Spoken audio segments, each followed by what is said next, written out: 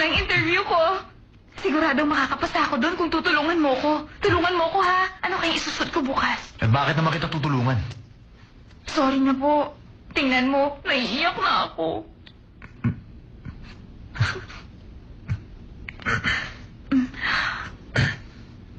Drill Sergeant, bakit ang ganda ng skin mo? Honey, Eto, milk, here, sir. egg yolk.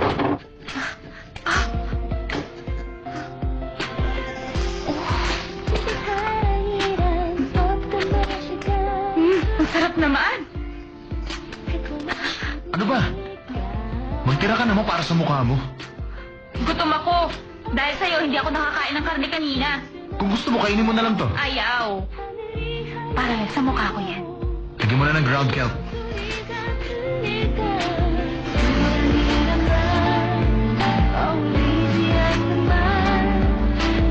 Ay, bakit ko ba ginagawa to? Sayang naman ko itatapon lang. Hindi na kasi pwedeng kainin. Hindi ba gutom ka kanina at gusto mong kainin? Bawal magsalita ang nakamas dahil magkaka-wrinkles ka. Siguradong matutuwa ang boyfriend mo kung kasama natin siya ngayon.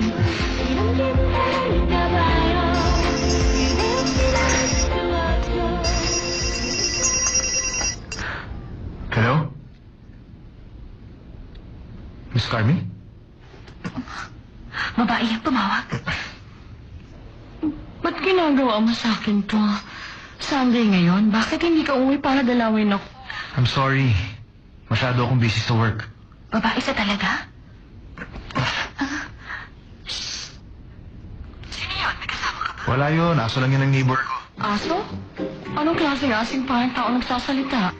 Hindi ka dapat masyadong mabait sa babaeng kausap mo. Baka mahulog siya sa'yo. I'm sorry talaga. Babawi na lang talaga ako sa susunod na magkita tayo. Promise ko yan.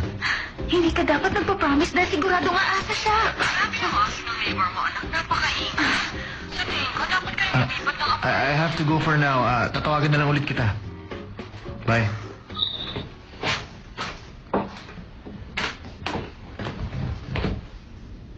Paano mo nagagawang magpaasa ng babae? Kung hindi mo siya kayang mahalin, dapat simula pa lang sinasabi mo ng totoo. Pero mahal ko siya. Ha? Ano ka ba? Anong-ano ako? Bisexual ka ba? Mama ko ang tumawag, no? Nagagawa mong tawagin Miss Carmi ang mama mo? Oh, wala dong masama. Yun ang gusto niyang itawag ko sa kanya. Ang swerte mo naman. Kasi pwede mong tawagin ang mama mo sa pangalan niya. Siguro kung nabubuhay ang mama ko ngayon, tatawagin ko rin siya sa pangalan niya. Miss Eunice.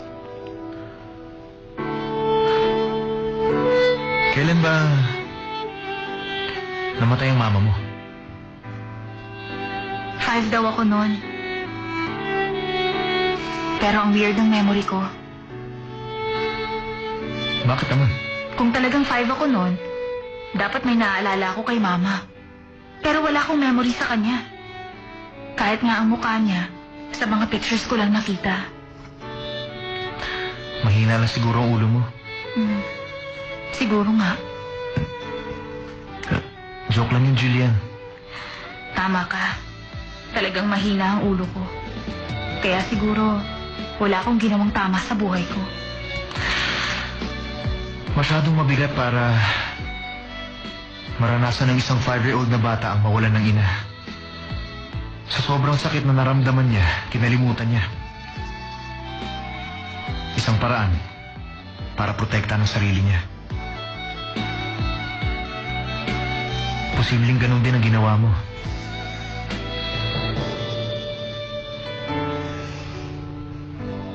Gino, salamat. Ngayon ko lang to sasabihin sa'yo. Masaya ako na nandito ka. Welcome to my home.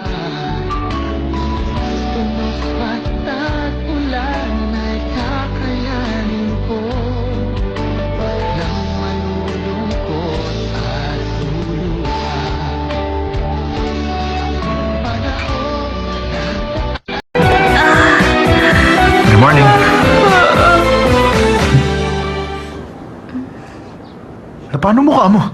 Ikaw ang napano. Ah, Hala, bakit? Meron din ako? ako rin?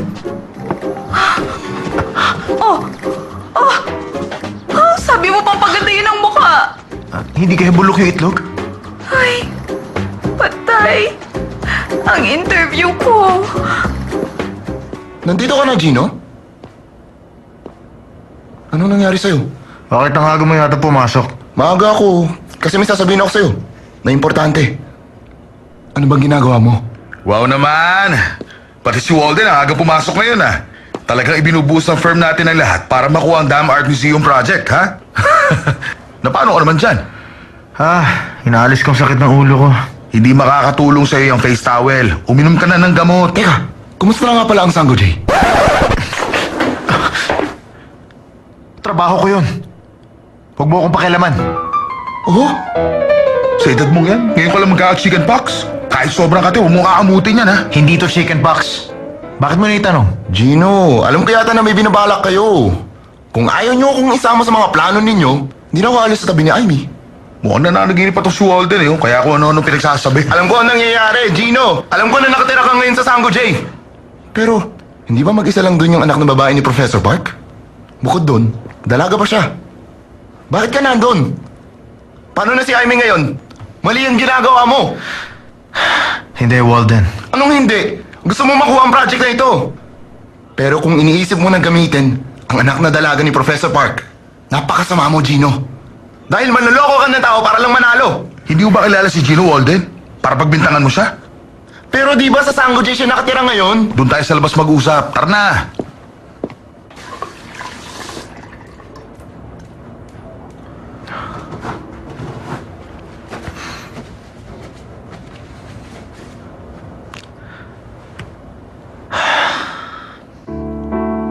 Pakiramdam ko, ikaw ang regalo sa akin ng mama ko na galing sa langit.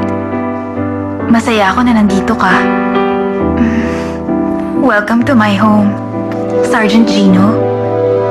Sana maging friends tayo forever.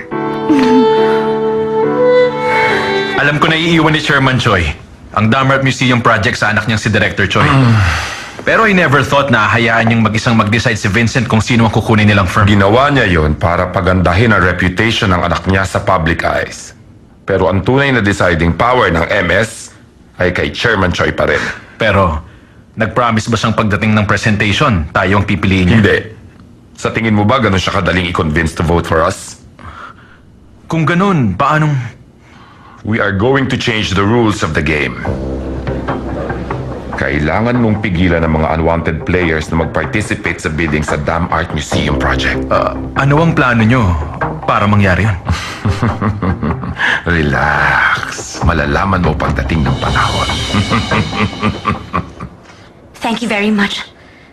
Sir, nasa line na po si Professor Ronald Park. Kakausapin na po kayo. Hello, Professor. This is Vincent Choi, Director of the Dam Art Museum. Pinuntahan ko kayo sa England last month. Yes, sir. In-offer ko sa inyo yung museum's expansion project. No, Professor. Hindi ko na kayo pipilitin na tanggapin ang project, but to be a judge for the competition. We'll send you the materials para hindi na kayo bumalik sa Korea. Nakikiusap ako sa inyo na i-reconsider. Gusto ko kayong mag-judge. Tawagan niyo kami kapag nagbagong isip ninyo. Mag-iintay kami. Thank you, sir. Anong sabi niya, sir? Tinurn down niyo ulit kayo? Pupunta ako sa Sango J ngayon.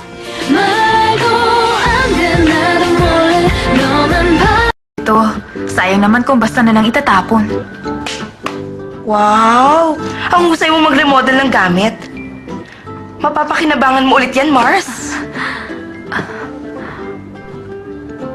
Sharon, ano yan? Set lang ng pampaganda. Hindi para sa tulad mo na maghilamos lang, tinatamad pa. Cleansing oil. Subukan mo. Ito ang gamitin mong pang-wash ng face. Kaka-order mo lang na i-deliver agad ngayon? May friend ako sa factory. Iba ka rin, ano? Bumagsak ka na nga sa interview, nakakapagtrabaho ka pa. Anong gusto mong gawin ko? Maghapon ako magmukmuk dito sa bahay. Sa totoo lang, bongga talaga ng personality mo. Inagaw na ng kaibigan mong pinakamamahal mong boyfriend. Binenta pa ng tauhan mo sa loan shark ang bahay mo at bumagsak ka sa interview mo kanina. Pero kung umasta ka, parang okay lang lahat. Feeling ko may sayad ka na, te. Wala. Ang hindi ko maintindihan sa interview ko, bakit ginamit na issue na hindi ako nag-graduate sa isang prestigious school? Sinabihan pa ako na hindi ko yun major, hindi ako nag-aral abroad at kulang sa experience. Ba't pa ako tinawagan? Hindi talaga ako bagay sa opisina, kaya ako na mismong tumanggi. Magsabi ka ng totoo, ikaw ang tinanggihan dahil masyado kang pasaway. Teka nga, ba't wala pa si Gino? Ibibigay ko sa kanya yung gift ko. At magpapakasawa sa pagtitig sa kanya. Medyo close na kayo ni Gino ngayon. Kahapon lang magkasama pa kayo nag-facial mask. Hindi ka ba naiirita sa kanya, Julien? Ang arte niya nang magsalita, tapos ang sungit-sungit pa niya. Hindi. Nasanay na ako sa kanya. Nagsusungit pa rin siya, pero nakukita na ako at hindi naiinis. Tapos, Ano? paminsan-minsan nga, bigla na lang siyang... Ano? Ano? Sabihin mo. Bigla na lang siyang magbibitaw ng mga salitang nakakapagpataba ng puso. Sweet siya. Kahapon nga, ang corny. Pero sabi ko sa kanya, masaya ako na nandito siya at welcome to my home. Hindi pwede. Ang alin? Kahit na malungkot ka, dahil sa pag-break ninyo ni Charlie, hindi ka pwedeng ma-inlove sa isang bading. Dahil habang buhay ka lang niyang sasaktan. Sharon, my friend. Gusto mo bang maranasan kung paano mamatay? Sa kamay ng sarili mong kaibigan?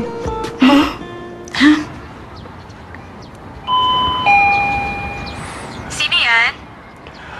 Ito ba ang bahay ni Professor Park? Opo. Pero wala po ngayon dito si Papa. Alam ko na wala siya. Gusto ko lang makausap ang anak niya. Sharon, paano yan? May pinapunta rito si Papa. Relax ka lang, no? Okay lang yan. Bakit ba pag binabanggit ng papa mo, natataranta ka? Mars, sa tingin mo makakapag-relax ako? Pag nalaman ni Papa na ginawang collateral ang bahay, ako ang patay. Tapos nagpatira pa ako ng lalaki. Julien, paano yun malalaman ng papa mo? Nandun siya ngayon sa England, hindi ba? Oo nga.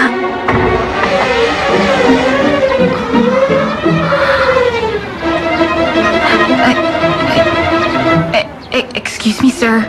Pwede po bang malaman kung anong sadya niyo sa akin?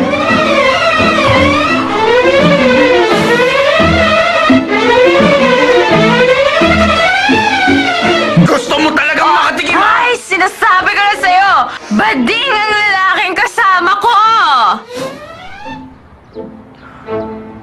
Ako nga pala, Ha? si Vincent Choi, director ng Dam Art Museum. Hindi ba friend ka ni Gino John?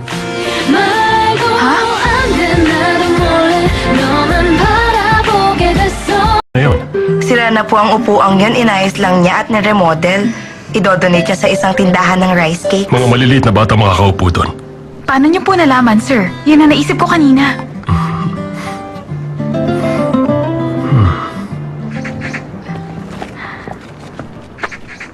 Sorry po, wala akong maitutulong sa inyo. Hindi po ganun kalakas ang loob ko para kumbinsihin ang papa ko. Sa palagay ko, mahina ang loob mo pagkakausapin mong papa mo.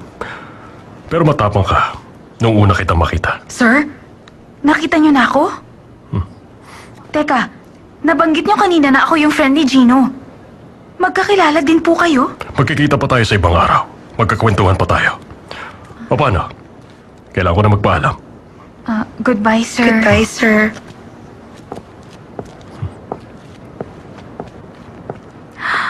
Naku, nakakaloka. Paano ako nakilala ng lalaking yun? Ewan, wala akong naintindihan sa sinabi niya.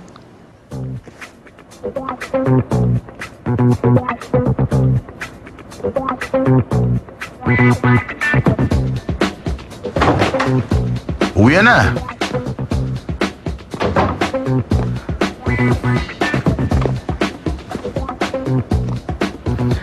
Ang labo eh. Bakit gusto ng MS Group na Sango J ang concept ng design ng Dam Art Museum project? Kung ikaw nga, hindi mo ma-figure out eh. Ako pa kaya na ordinaryong tao lang. Alam kong merong basehan eh. Posible kaya? Hindi mo ba nabalitaan? Na kapag nahati, ang National Assembly building sa dalawa, may biglang susulpot na army of robots. May mga robots na nakatira sa ilalim ng Sango J. Gino. At kapag ang secret button ay pinindot ni Professor Park, bigla silang lalabas. Niloloko mo ba ako? Relax lang, joke lang. Nahihirapan ka mag-isip kaya nag-joke na lang ako. Bakit nga kaya?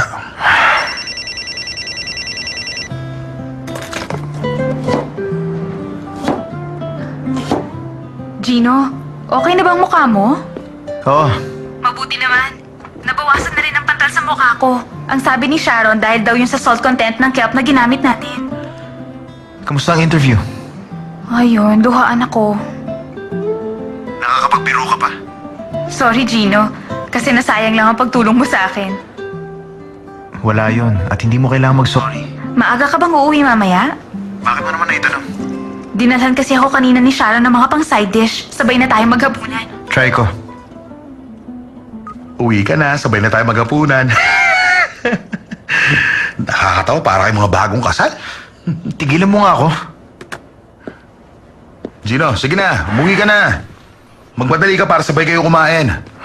Pagkatapos, sabay din kayo maligo. Hindi ka na nakakatuwa ha?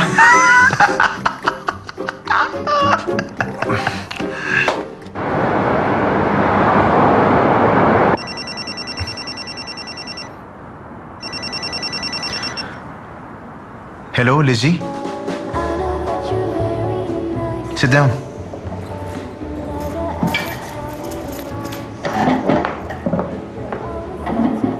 Nag-iisip ako kanina ng gagawin. Tapos naalala ko yung invitation mo na mag-dinner tayo. Sana hindi ako nakaistorbo. Hindi naman. Dinalhan kasi ako kanina ni Sharon ng mga pang side dish. Sabay na tayong maghapunan. I'm sorry, Lizzie. Pwede bang mag-coffee na lang muna tayo? Next time na lang yung dinner na promise ko. Sana may plano kang umattend sa darating na Architects Annual Ball. Bibigyan kita ng mga information tungkol sa party. Kulang ang 1 cup of coffee para sabihin ko lahat yon.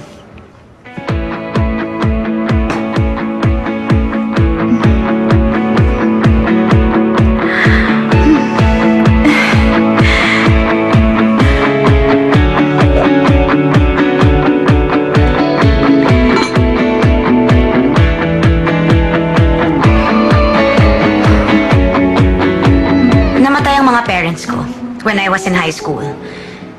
Inampon ako ni Julian dahil wala na akong mapupuntahan during that time. Grabe siya.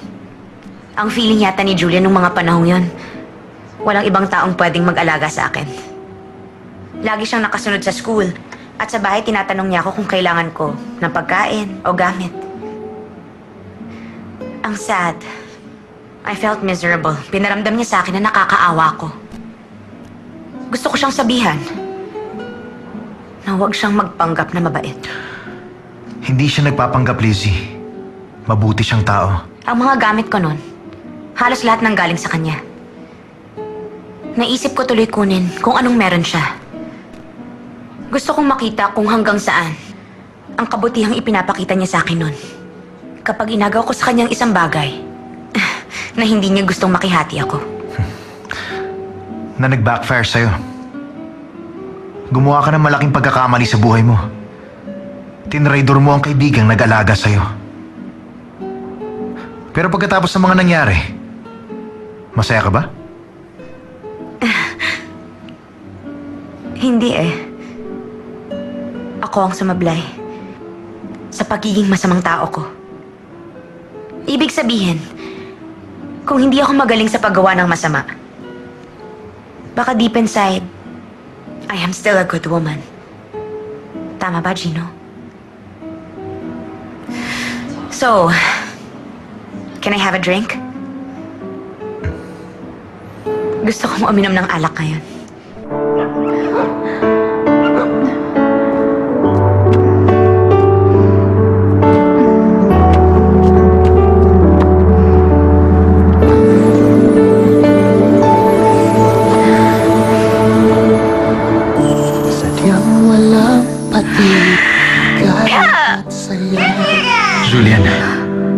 talaga kita minahal. Tama na yan. Sugurin mo na lang si Charlie at sampalin mo. Kahit sampalin ko siya, wala pa rin magbabago. Ganito pa rin ako. Ang mahina at walang kwentang si Julian Park. Gusto kitang isama. Saan? Sa isang malaking party, a-attend din si Charlie sa parting yon. Patunayan mo na kaya mo mabuhay nang wala siya. Ipakita mo sa kanya kung gaano ka-elegante ang ex niyang si Julian Park na iniwan niya noon. Pwede na to? Hindi ka igagalang kapag ganyan kaiksi ang skirt mo. Baduy, mukha kang female security guard. Kung iibigin ka, kaya